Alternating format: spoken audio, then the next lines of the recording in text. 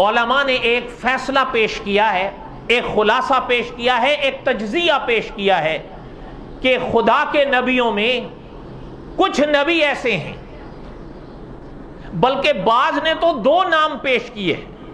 کتنے پیش کیے؟ اور بعض نے کوئی زیادہ پیش کیے۔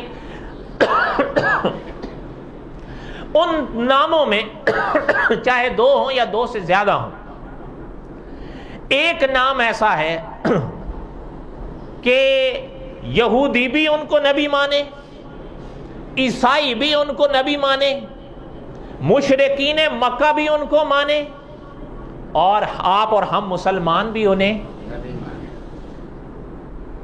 اور وہ ہیں کہ جن کو حدیث شریف میں آپ صلی اللہ علیہ وسلم نے ابو الانبیاء کا لقب دیا۔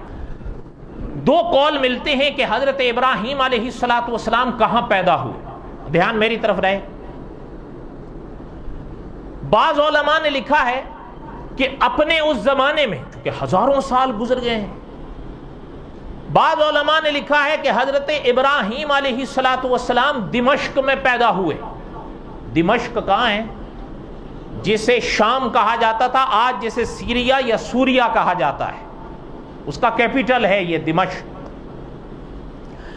آپ نے سن رکھا ہوگا، حدیث ہے پیغمبر علیہ السلام کی، حضرت عیسیٰ بن مریم علیہ السلام جب قیامت سے پہلے اس دنیا میں واپس آئیں گے، حضور نے بتایا ہے علیہ السلام کہ وہ دمشق میں ہی آئیں گے، حضرت وہیں ظاہر ہوں گے انشاءاللہ۔ خیر،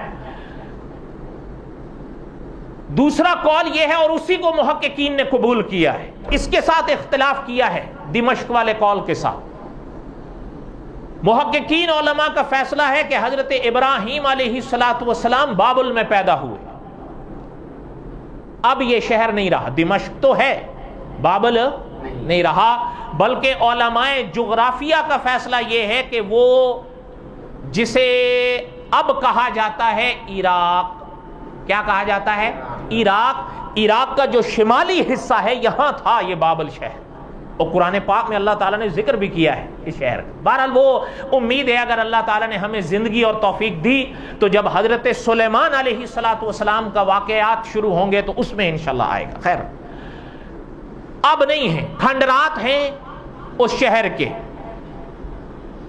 کہیں نہ کہیں اس کے وہ قدیم اشیاء مل جاتی ہیں تو سائنس اس پر اپنی تحقیق پیش کرتی ہے، لیکن وہ بہرحال اب کھنڈرات کی صورت میں کوئی شہر نکل آئے تو نکل آئے، ورنہ وہ اب شہر باقاعدہ نام کی صورت میں، وجود کی صورت میں نہیں رہا۔ اچھا، حضرت ابراہیم علیہ السلام وہاں پیدا ہوئے، مختصر سا ملتا ہے، مختصر سا، اور غالباً یہ حصہ جو آخری والا حصہ ہے بابل کے حوالے سے یا عراق کے اس خطے کے حوالے سے، یہ بھی بعض اکابر نے عہد نامہ قدیم کے حوالے سے لکھا ہے۔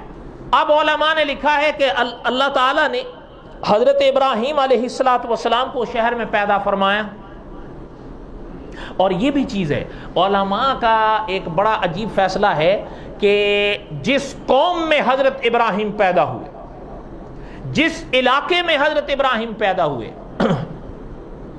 علماء نے لکھا ہے حضرت ابراہیم تھے سام کی اولاد سے۔ آپ کو یاد ہوگا جب ہم نے قصص الانبیاء میں حضرت نوح علیہ السلام کے واقعات پڑھے تھے تو میں نے بتایا تھا کہ حضرت نوح علیہ السلام کے کتنے بیٹے بچے تھے حضرت کے ساتھ؟ 3، ان میں سے ایک کا نام سام، تو علماء فرماتے ہیں انہی کی اولاد سے حضرت ابراہیم آگے پیدا ہوئے۔ بات سمجھ آ رہی ہے؟